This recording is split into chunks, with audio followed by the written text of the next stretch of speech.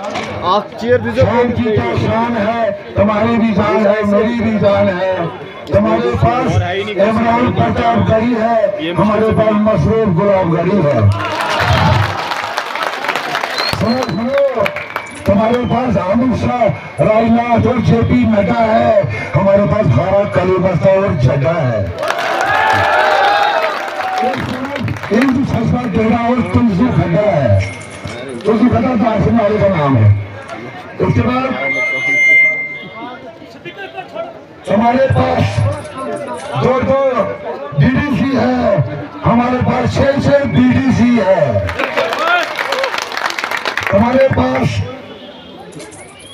और घुटन बोल जाने से हमारे पास गरीब और पैसा यतीमों की दलील है, तुम्हारे पास बेकार सजाद और सलीम है।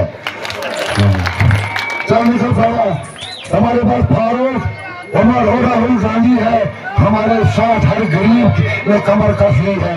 हमारे पास शौकत जंग और बशीर दुनिया साहब है, तुम्हारे पास गोश गुण तक है। आसान हो रही है।